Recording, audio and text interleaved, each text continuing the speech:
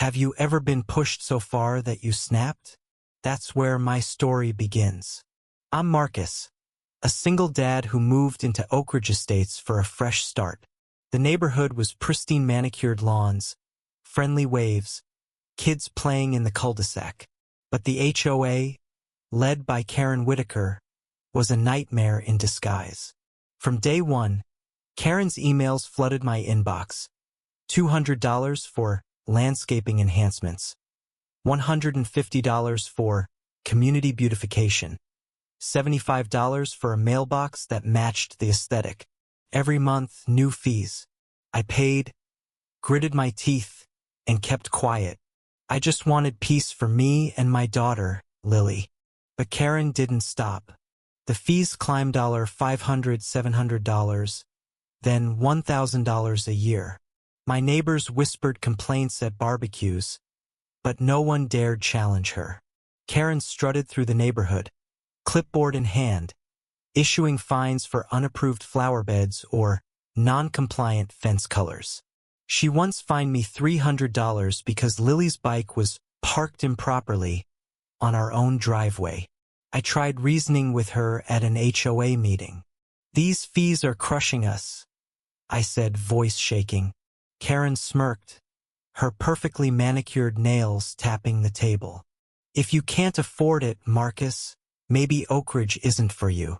The room went silent. My face burned. Then came the twist I didn't see coming.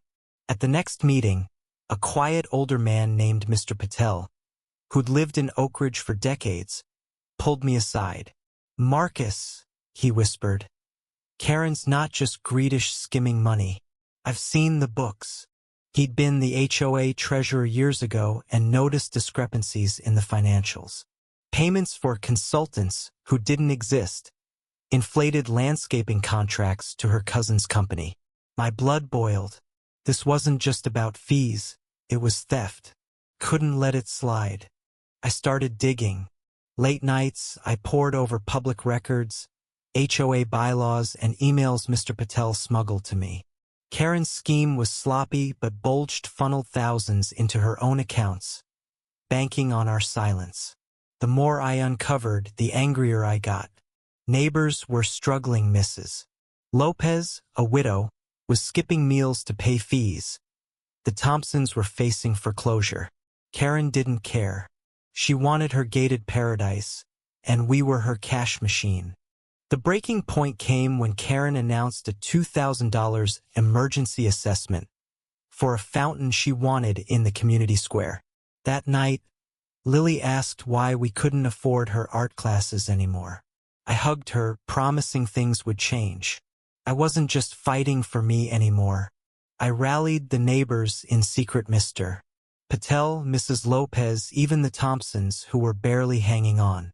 We formed a plan, and I took a risk that could have ruined me. I learned the HOA office, a small building on community land, was leased from a private owner. Karen's mismanagement had tanked the HOA's credit, and the owner was fed up. I cashed out my savings, took a loan, and bought the building outright. The day I got the deed, I walked into the HOA office, Karen's kingdom, and handed her a notice. The lease was terminated. Her jaw dropped. "You can't do this," she screamed, her voice echoing through the glass doors. I held up the deed. "I just did." The fallout was glorious.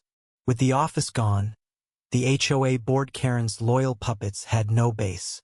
I called an emergency meeting under the bylaws, and with Mr. Patel's evidence, we voted to dissolve the current board. Karen's schemes were exposed to every resident. The crowd roared as Mrs. Lopez read out the fake invoices. Karen tried to flee, but the sheriff was waiting. Turns out, embezzlement doesn't sit well with the law. Her designer heels clicked furiously as she was escorted away. We rebuilt the HOA from scratch. I became treasurer, ensuring every penny was accounted for. Fees dropped to reasonable levels. Mrs. Lopez got her meals back. The Thompsons kept their home.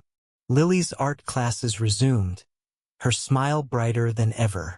Karen, She's facing charges and a mountain of debt from legal fees.